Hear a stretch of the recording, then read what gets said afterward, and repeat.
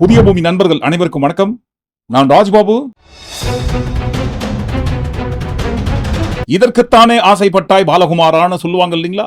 இதுதான் ஆசைப்பட்டீங்க வச்சுக்கோங்க. அடுத்த 5 ஆண்டுகளுக்கு நீங்க ஆசைப்பட்டது என்னவோ அது எல்லாம் தவறாம பாருங்க, அவர்களின் இல்லத்திற்கு வந்து அடையும். ஆனா அதுல ஒரு சின்ன சிக்கல். என்னப்பா இது? அதைத்தான் பாருங்க இந்த காணொலிக்குள்ள ஒட்டுமொத்தமா பார்க்க போறோம். அதற்கு முன்பாக நண்பர்கள் யார் யார் சப்ஸ்கிரைப் பண்ணாம இருக்கீங்களோ சப்ஸ்கிரைப் செய்து புதிய பூமிக்கு ஆதரவு தருமாறு கேட்டுக்கொண்டும், இந்த காணொலியை முழுமையாக பொறுமையாக பார்க்க வேண்டும் என்று அன்புடன் கேட்டுக்கொண்டும் இந்த காணொலிக்குள்ள போயிடுவோம். டே 1 ஃபர்ஸ்ட் முதல் நாளே மாற்றம் மாற்றம் மாற்றம்னு சொன்னீங்க இல்லைங்களா? முதல் நாளே பாருங்க, இது வரைக்கும் யாருமே கொண்டு வராத, தமிழ்நாட்டில் கொண்டு வராத புதிய மாற்றம். தமிழ் தமிழ் தமிழ். என்னையா இது? எப்ப பார்த்தாலும் தமிழ் தமிழ் தமிழ்னு உயிரை வாங்கினீங்க. தமிழ் என்ன சொல்லுங்க? இல்லைங்க, தமிழ் தாய் வாழ்த்து. என்ன தமிழ் தாய் வாழ்த்துக்கு என்ன இப்போ? இல்லை, முதல்ல தமிழ் தாய் வாழ்த்து தாங்க பதவியேற்பு விழாவில் ஒளிபரப்பு செய்வாங்க. என்னப்பா அது? எப்போ பார்த்தாலும் நீங்கள் பண்ணினே இருந்தீங்கன்னா பழசு மாதிரி நாங்களும் அதே மாதிரி இருக்கணுமா? மாற்றத்தை கொண்டு வரணும். புதிய மாற்றம், புதிய மாற்றத்துக்கான ஆட்சி பதவியேற்கிற சமயத்திலிருந்தே பாருங்க தொடங்கணும். தமிழ் தாய் வாழ்த்து. ஆமாம், 3வது இடத்துக்கு போட்டோம். என்ன இப்போ? முதலில் வந்தே மாதரம் பாடல், அதை அடுத்து தேசிய கீதம், 3வது தமிழ் தாய் வாழ்த்து. இதுல தப்பு இருக்கு இல்லைங்க? பதவியேற்பு விழா தமிழ்நாட்டில் நடைபெறும் போது தமிழ் தாய் வாழ்த்து முதலில் ஒளிபரப்பு செய்வதான மரபை மாற்றணும். மாற்றம் வேணும்னு கேட்டீங்க இல்லைங்களா? இதுதான் மாற்றம். முதலில் ஒளிபரப்பு செய்த தமிழ் தாய் வாழ்த்து மரபை மாற்றி 3வது இடத்துக்கு எடுத்த எடுப்புலயே டே 1லயே ஸ்டார்ட் பண்றோம்னு சொல்லும் போது எப்பேற்பட்ட மாற்றத்தை மாறணும், மாற்றணும், எல்லாத்தையும் மாற்றணும். மாத்தியாச்சு. தமிழ்நாட்டிலேயே, வேற எங்கேயும் கிடையாதுங்க, தமிழ்நாட்டிலேயே தமிழ்த்தாய் வாழ்த்து 3வது இடத்துக்கு தள்ளப்படும் நிலையில் மாத்தியாச்சு. அதெல்லாம் மாற்றக்கூடாதுங்க, தப்புங்க. இதற்கு முன்பாக ஆளுநர் RN ரவி அவர்கள் இருந்தார் இல்லைங்களா? அவரும் இதே மாதிரி தான் தமிழ்த்தாய் வாழ்த்துக்கு எதிர்ப்பு தெரிவிப்பார். சட்டப்பேரவையில் முதலில் தேசிய கீதம் தான் ஒளிபரப்பு செய்ய வேண்டும், அதற்கு பிறகு வேணா தமிழ்த்தாய் வாழ்த்து ஒளிபரப்பு செய்து கொள்ளுங்கள்னு சண்டைக்கு வருவாரு. அந்த பஞ்சாயத்தை பேசி தீர்த்து அதற்கு பிறகு உரையை தொடங்குவதற்கு நேரம் ஆயிடும். இப்படியே போயிருந்தா எப்படி? சதா இதே மாதிரி சண்டை போடுறாரு தமிழ்த்தாய் வாழ்த்துக்கு எதிராகவே. என்ன பண்ணலான்னு சொல்லி பண்ணாங்களே. நீங்கள் சவார்கர் வழியில் வந்தவர்களுக்கும் கோட்சே வழியில் வந்தவர்களுக்கும் சற்றும் குறைந்தவர்கள் அல்ல. தமிழ்நாட்டு சட்டமன்றமும் சரி என்பதை கூறி மாண்புமிகு அவை முன்னோர் அவர்கள். மாண்புமிகு பேரவைத் தலைவர்களே, ஜனகணமன என்னதான் பாடு. தற்போது இந்த ஆண்டிற்கான முதல் கூட்டத்தொடர் முகத்துக்கு நேராகவே, பின்னாடிலாம் கூட பேசலங்க, முகத்துக்கு நேராகவே கோட்சே சாவர்கர் எல்லாம் இழுத்து பேசினாங்களே. எதுக்காக? இந்த நிலைமை உருவாக கூடாது என்று. ஆனால் தமிழ்நாட்டில் எதெல்லாம் நடக்கக்கூடாது என்று நினைத்துக் கொண்டிருந்தோமோ அதெல்லாம் முதல் நாளிலேயே தொடங்கிவிட்டது. தமிழுக்கு 3வது இடம்.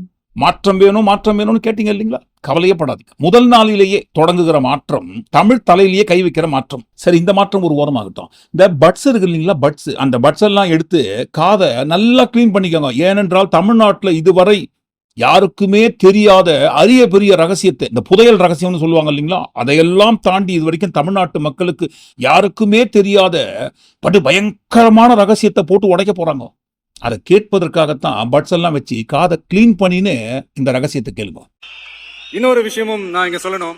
இன்னைக்கு நம்ம தமிழ்நாடு கவர்மெண்ட் இருக்கிற அந்த நிலைமையை பத்தி நான் உங்ககிட்ட நான் சொல்லணும். கிட்டத்தட்ட 10 லட்சம் கோடிக்கு மேல கடன் வாங்கி வச்சுட்டு போயிருக்கிற இன்னைக்கு அந்த தமிழ்நாடு அரசு இருக்கிறப்போ, கஜானாவை சுத்தமா தொடச்சி வலிச்சு வச்சுட்டு போயிருக்கிறப்போ, தூக்க முடியாத சுமையை ஏத்தி வச்சுட்டு போயிருக்கிறப்போ, அப்படிப்பட்ட ஒரு நிலைமையில தான் இந்த பொறுப்பை நம்ம கையில எடுத்திருக்கிறோம். உடனே நீங்க நினைக்கலாம், என்னடா இவர் ஏதோ பொறி வச்சு பேசுறாரு அப்படின்ட்டு. அப்படிலாம் எதுவுமே கிடையாது. உள்ள போய் பார்த்தா தான் தெரியும் எது எந்த நிலைமையில இருக்கு, என்ன இருக்கு என்ன இல்ல, எது எந்த நிலைமையில இருக்கு எது எந்த நிலைமையில இல்ல. சோ அதையெல்லாம் பார்த்துட்டு உங்களுக்கு ஒரு வெள்ளை அறிக்கையாவது வெளியிடணும்னு நான் நினைக்கிறேன். ஒரு டிரான்ஸ்பரண்டான ஒரு கவர்மெண்டா, அதாவது இன்னைக்கு நம்ம தமிழ்நாடு கவர்மெண்ட் இந்த நிலைமையில தான் இருக்கு அப்படின்றது உங்ககிட்ட சொல்லிட்டு I just want to take it forward from there. அதைத்தான் நான் முதல்ல செய்யணும்னு நினைக்கிறேன். கஜானா காலி. எதுங்க? தமிழ்நாடு அரசு கஜானா காலி, சுத்தமா இல்ல, ஒண்ணுமே இல்லை, எல்லாத்தையும் தொடச்சி எடுத்துன்னு போயிட்டாங்க. இதற்கு முன்பாக ஆட்சி பண்ணவங்க ஒண்ணுமே இல்லைங்க, ஒண்ணுமே கிடையாது. கடன் 10 லட்சம் கோடி கடன், தூக்க முடியாத தாங்க முடியாத பயங்கரமான பார சுமையை என் தலையில சுமத்திட்டு போயிட்டாங்க. இப்ப பாருங்க, அந்த சுமையை நான் தாங்கி கொண்டு உள்ள போய் பார்க்கணும், என்னென்ன இருக்குன்னு போய் பார்க்கணும். அதுக்காக பொடி வச்சு பேசுறன்றதுக்காக நீங்க வேற எதுவும் நினைச்சுக்காதீங்க. இருக்கிற உண்மையை எடுத்து போடுறோம்னு சொன்னாரு. அதே மாதிரி வெள்ளை அறிக்கை கொடுக்க போறேன்றது. இந்த வெள்ளை அறிக்கை புதிதாக இப்பதான் பாருங்க, இந்த மாற்றத்திற்கான அரசாங்கம் அமைத்து புதுசா கண்டுபிடிச்ச மாதிரி யாரும் பில்டப் பண்ணக்கூடாதுங்க. இதற்கு முன்பாக 2021ஆம் ஆண்டில் திமுக கட்சி ஆட்சி அமைத்த கையோடு அதிமுக ஆட்சியில் வாங்கி வைத்த கடன் நிலவரத்தை குறித்த வெள்ளை அறிக்கையை வெளியிட்டார்கள். வெள்ளை அறிக்கையை வெளியிட்டு டிரான்ஸ்பரண்டா தொடங்குகிறோம் என்று சொல்லி தான் பாருங்க அவங்களும் ஆட்சியை தொடங்கினாங்க. ஸோ வெள்ளை அறிக்கையை முதலாக நம்ம தான் கண்டுபிடிச்சோம் அப்படின்ட்டு யாரும் பில்டப்லாம் பண்ணிக்க வேண்டாம். இதற்கு முன்பாக திமுக ஆட்சி வெள்ளை அறிக்கை கொடுத்து தான் ஸ்டார்ட் பண்ணாங்க. அந்த உண்மை ஒரு ஓரமாக தான். ஆனா பாருங்க இப்ப முதல் நாளிலேயே பதவி ஏற்ற அந்த மேடையிலேயே அரசாங்க கஜானா காலின்ட்டு எப்படி தெரியும்? யாரு சொன்னாங்க? சரி, சொன்னதா கூட வைத்துக் கொள்வோம். ஏற்கனவே பாருங்க இது நமக்கு தெரிஞ்ச கதை தானே. 10 லட்சம் கோடி என்பது கடன். தமிழ்நாடு அரசாங்கத்தோட 10 லட்சம் கோடி கடன் இதற்கு முன்பாக தெரியாதா? ஏனென்றால் இன்றைக்கு மாண்புமிகு திரு முதல்வர் விஜய் அவர்கள் இன்றைக்கு முதல்வர். ஆனால் பிரச்சார சமயத்துல நம்ம மேடையா போயிட்டு எதை முன்வைத்திருந்தோம்? கடனை குறித்து 10 லட்சம் கோடி கடன் வாங்கிட்டாங்க அப்படின்னு சொல்லிதான் பேசணும். பிரச்சார சமயத்துல 10 லட்சம் கோடி கடன் இருக்கிறது என்று தெரிந்த பிறகுதான் வாக்குறுதியெல்லாம் அள்ளி வீசிருக்கோம். இப்ப எதுக்காக முதல் நாளிலேயே நம்ம அழ ஆரம்பிக்கிறோம்? 10 லட்சம் கோடி கடன், இதற்கு முன்பாக இருந்த அரசு கஜானாவை காலி பண்ணிட்டு போயிட்டாங்க அப்படின்னு சொல்லி. கஜானாலாம் காலிலாம் இல்லைங்க, அங்க போய் பாருங்கன்ட்டு முன்னாள் முதல்வர் மு.க. ஸ்டாலின் அவர்கள் முதல் நாளிலேயே அறிக்கை கொடுத்துட்டாரு. கஜானாலாம் காலி கிடையாதுங்க, அதெல்லாம் இருக்குங்க, அங்க போய் பாருங்க. வாக்குறுதியை கொடுத்துருக்கீங்க, நடைமுறைக்கு எது சாத்தியமோ அந்த வாக்குறுதிகளை மட்டும்தான் கொடுத்துருக்கேன்னு சொல்லியிருக்கீங்க. ஸோ கொடுத்த வாக்குறுதியை நிறைவேற்றுவதற்கும் ஆள்வதற்கு திறமையும் கொடுப்பதற்கு மனதும் தான் வேண்டுமே தவிர கஜானாலாம் காலின்ட்டு முதல் நாளிலேயே தெரியாம பொய் பேசி மக்களை திசை திருப்பாதீர்கள்னு ஸ்டார்டிங்லேயே பாருங்க ஒரு ட்விட்டு. 6 மாசம் வரைக்கும் நாங்க எதுவும் கேட்க மாட்டோம் பேச மாட்டோம்னு சொன்னவரை பாருங்க முதல் நாளிலேயே பதிலடி கொடுக்குற மாதிரி ஏங்க பண்றீங்க?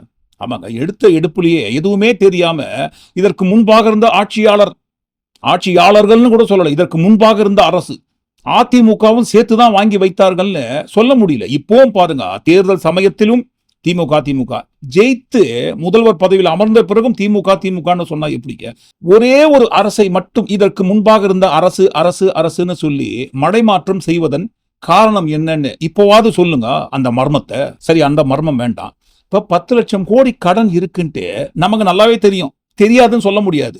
மேடையில் நம்ம பிரச்சார சமயத்துல பேசியிருக்கோம், வீடியோ ஆதாரங்கள் இருக்கு. வாக்குறுதி புத்தகம் கொடுத்தீங்க இல்லைங்களா?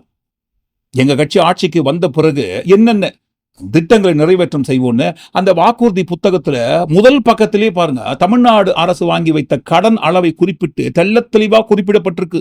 நாம் தொடங்கவிருக்கும் நிதி நிலை குறித்தும் நேர்மையாக பேச வேண்டும். தமிழ்நாட்டின் நிலுவையில் உள்ள கடன் 2026-27 ஆண்டுக்குள் ரூபாய் 10,71,000 கோடியை தாண்டும் என கணிக்கப்பட்டுள்ளது. இப்போதைக்கு 10 லட்சம் கோடி கடன் இருக்கு. இந்த 2026-27 இந்த நிதி ஆண்டிற்கு 10,71,000 கோடி தாண்டும் என்று கணிக்கப்பட்டுள்ளதுன்ட்டு முதல் பக்கத்திலே தெள்ளத் தெளிவா குறிப்பிட்டு வச்சிருக்கீங்க.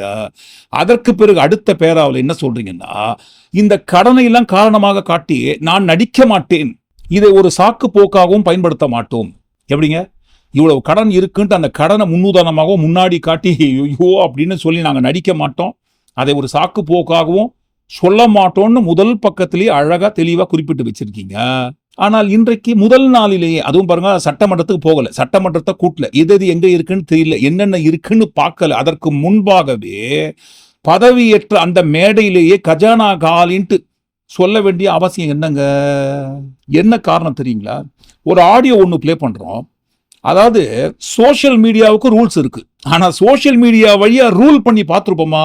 அடுத்த 5 ஆண்டுகளுக்கு அடுத்த கட்டமாக அப்படிதான் நடக்க போகுது. சோசியல் மீடியா வழியாக தான் ரூலிங் போக போகுது. அது குறித்து தான் இந்த ஆடியோ பாருங்களேன். இப்ப பதிகிற பேச்சு, அதனால தயவு செய்து அண்ணனை பேச கொடுங்க. இன்னொன்னு என்ன விஷயம்னு வச்சுக்கோங்க, இவங்க நினைக்கிறது வந்துட்டு எங்க உரிமை தொகை 2000 கொடுக்குற நீங்க அப்படி நாளைக்கு ஆரம்பிச்சலாம் நினைக்கிறாங்க. இவங்க உட்கார்ந்தோன்னா அதான் ஆரம்பிப்பாங்க. இந்த மாசம் சிலிண்டர் வரலமாங்க, இப்பவே ரீல்ஸ் போறாங்க, எனக்கு தாய்மாமன் சீர் வரலன்னு ஒரு பையனை விட்டு ரீல்ஸ் எல்லாம் போட்டுட்டு இருக்காங்க. பட் இவர் வந்து உட்கார்ந்தோன்னா என்ன சொல்லுவா போறாருன்னு வச்சுக்கோங்க. ஐயா, நான் வந்தேன், உங்களுக்கு என்னென்னவோ செய்யணும்னு பல கனவுகளோட வந்தேன், உங்களுக்காண்டியே வாழணும்னு வந்தேன். 60 வருஷமா இவங்க அடிச்சு வச்ச கொள்ளைய சரி பண்ணவே இன்னும் 60 வருஷம் தேவைப்படும் போல. எல்லாத்தையும் அள்ளிட்டு போயிட்டாங்க, ஒண்ணுமே இல்ல. உண்மைதான், அது எதுவும் இல்ல. இருந்தாதானே கொடுக்கறதுக்கு இல்ல. இது இன்றைக்கு பேசிய ஆடியோ கிடையாதுங்க.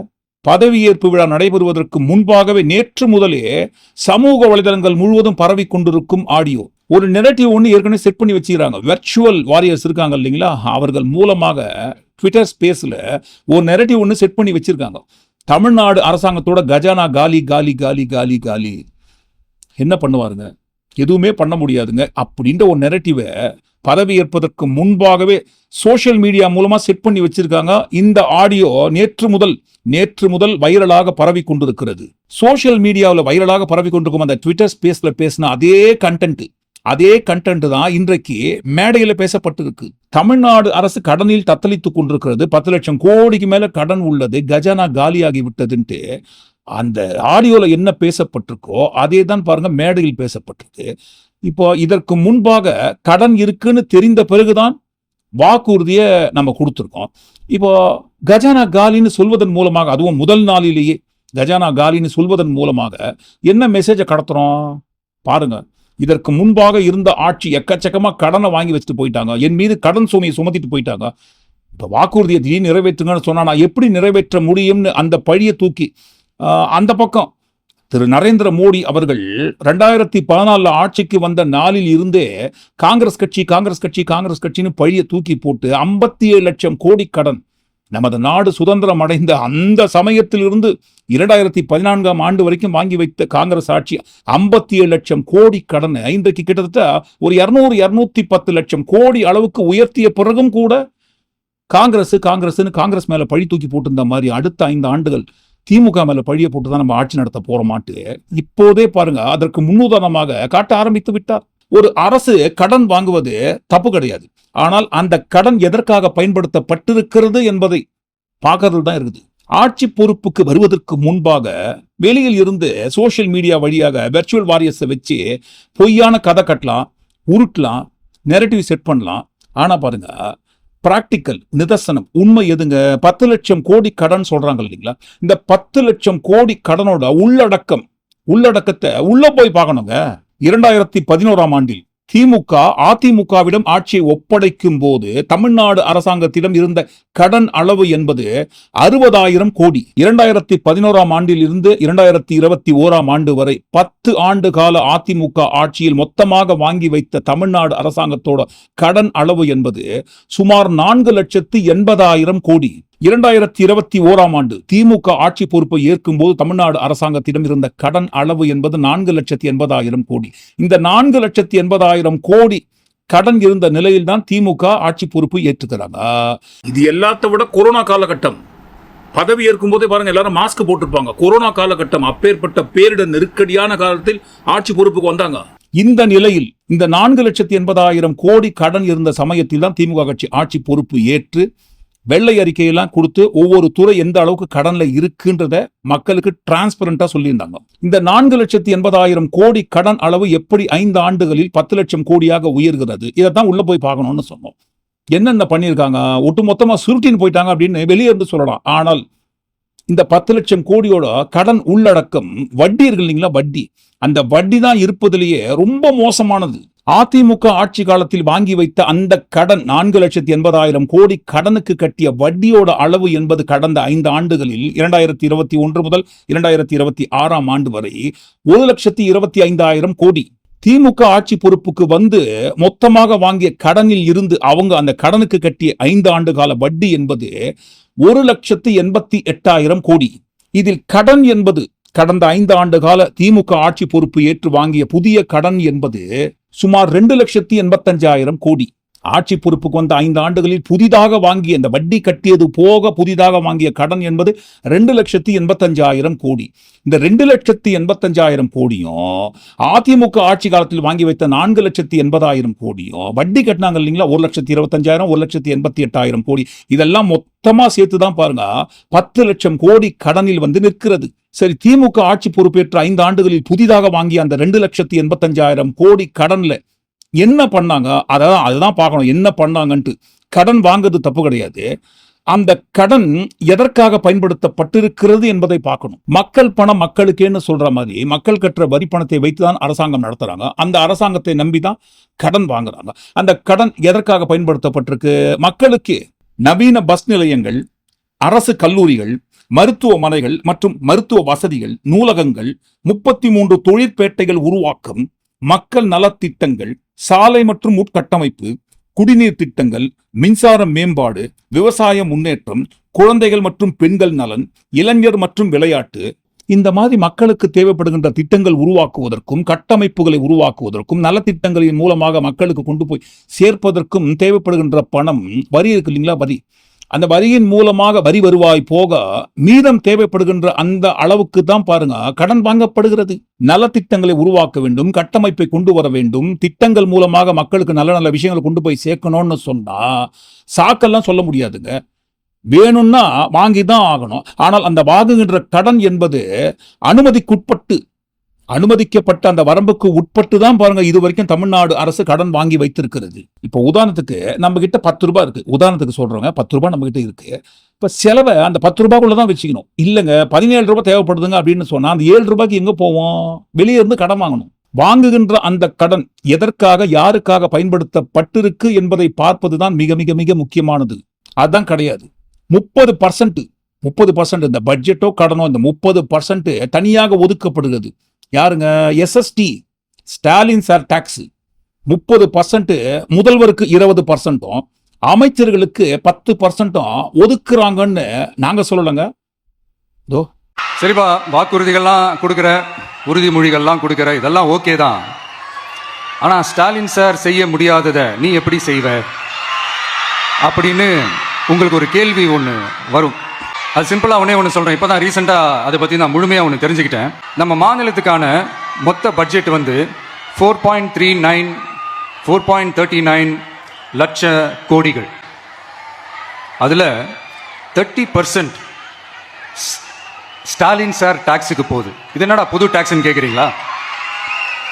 ஆமா, இந்த பட்ஜெட்ல இருந்து ஒதுக்குற நிதியில 20% ஸ்டாலின் சாருக்கு போகுது. அதுல 10% அவங்க மந்திரிங்களுக்கு போகுது. மொத்தமா 30% ஆச்சா? கவர்மெண்ட்டுக்கு தான் வரி கொடுப்பாங்க. ஆனா கவர்மெண்டே ஒருத்தவங்களுக்கு வரி கொடுக்குதுன்னா அதுக்கு பேர் ஸ்டாலின் சார் டாக்ஸ் தானே. நம்மளா சொன்னோம்? இன்றைய சிஎம் சார் தான் சொல்லியிருக்காரு. அன்றைக்கு 30% சைட்ல ஒதுக்குற அந்த காசை மிச்சம் பண்ணாலே நல்ல நல்ல திட்டங்களை கொண்டு வரலாம், வாரி வழங்கலாம்னு சொன்னோம் இல்லைங்களா? இன்றைக்கு ஏன் கஜானா காலின்னு பார்ப்பதற்கு முன்பாகவே முதல் நாளிலேயே டே 1 அழ ஆரம்பிக்கிறீங்க? தூக்க முடியாத சுமையை ஏத்தி வச்சுட்டு போயிருக்கிறப்போ தேர்தல் சமயங்களில் ஓட்டு வாங்கறதுக்காக வழிகளை தாங்கி கொண்டு வந்தேன், எல்லா வழிகளை தாங்கி கொண்டு உங்களுக்காக வந்திருக்கேன், எல்லாத்தையும் விட்டுட்டு வந்திருக்கேன்னு வேறு மாதிரியான அழுகை. இன்றைக்கு பாருங்க, பதவி ஆட்சி அதிகாரத்திற்கு வந்த பிறகு கடன் சுமையை என் தலையில் சுமத்தி வச்சுட்டு போயிட்டாங்கன்னு வேற மாதிரியான அழுகை. இந்த மாதிரிலாம் கடன் இருக்குன்னு தெரியும். இதற்கு முன்பாக இருந்த ஆட்சியாளர்கள் செய்யாத விஷயத்தெல்லாம் நீங்க எப்படி செஞ்சீங்கன்னு கேட்கும் போதுதான் 30% சைட்ல ஒதுக்குறத மிச்சம் பண்ணி உங்களுக்கு பண்ண முடியும்னு சொன்னாங்க. இப்போ 30% சைட்ல ஒதுக்குறாங்களா இல்லையான்ட்டு உள்ள போய் பார்த்ததுக்கு அப்புறம், சட்டமன்றத்துக்குள்ள சொல்றோம், உள்ள போய் பார்த்ததுக்கு அப்புறம் தெரிஞ்சிடும் இல்லைங்களா எவ்வளவு யார் யார் ஒதுக்கி இருக்காங்கன்னு சொல்லி. அப்படி ஒதுக்கி இருக்காங்கன்னு தெரியுற பட்சத்துல சும்மா பேசக்கூடாது, ஆதாரம் நிரூபிக்கணும். அப்படி ஒருவேளை உண்மையிலேயே ஊழல் செய்வதற்காக 30% பட்ஜெட்ல இருந்து ஒதுக்கி இருந்தாங்கன்னா வழக்கு போடுங்க, ஆதாரத்தோடு நிரூபிச்சு சம்பந்தப்பட்டவங்களை கைது பண்ணுங்க. ஆனால் 30% ஒதுக்குறாங்கன்றது ஆதாரபூர்வமா நீங்க நிரூபிக்கிறீங்களோ இல்லையோ, 10 லட்சம் கோடி கடன் தமிழ்நாடு அரசாங்கத்திற்கு இருக்கிறது என்று தெரிந்த பிறகுதான் இந்த வாக்குறுதி எல்லாம் கொடுத்திருக்கீங்க. இப்ப டே 1 ஸ்டார்டிங்லயே கஜானா காலின்னு சொல்வதன் மூலமாக என்ன மெசேஜ் சொல்ல வர்றீங்க? ஐயோ, தாங்க முடியாத பாரத்தை என் மீது ஏற்றி வைத்து விட்டு போய்விட்டார்களேன்ட்டு. இப்பவும் பாருங்க, இதுக்கு காரணமோ திமுகன்னு சொல்லி அடுத்த 5 ஆண்டுகளுக்கு திமுக மேல பழிய போட்டு ஓட்ட போறோமோ, அந்த பக்கம் 11 வருஷமா காங்கிரஸ் மேலேயே பழிய போட்டு ஓட்டி இருக்கிற மாதிரி. இல்லை இப்படி நடக்கலாம், கிண்டர் ஜாய்க்காகவும் ஐஸ்கிரீம்காகவும் ட்ரெஸ்ஸுக்காகவும் அடம் பிடிக்கிற மாதிரி உங்களுக்கு பிடிச்ச நம்ம சாருக்கு ஓட்டு போட சொல்லுங்கன்னு கேட்டீங்க இல்லைங்களா குழந்தைங்கள்கிட்ட, அதே மாதிரி தான் உங்களுக்கு பிடிச்ச எனக்காக இந்த சிஎம் சாருக்காக கொடுத்த வாக்குறுதியெல்லாம் நிறைவேற்ற முடியாதுங்க அடுத்து ஒரு 2-3 வருஷத்துக்கு. சொல்றீங்களா உங்க வீட்டில் இருக்கிறவங்க எல்லாருக்கிட்டமோ? எனக்காக சொல்றீங்களா? சொல்லுவீங்க இல்லைங்களா? யாரும் வாக்குறுதியை நிறைவேற்றுங்கன்னு அடம் பிடிக்காதீங்கன்னு எல்லார்கிட்டும் போய் கேட்பீங்களான்ட்டு கேட்போமோ?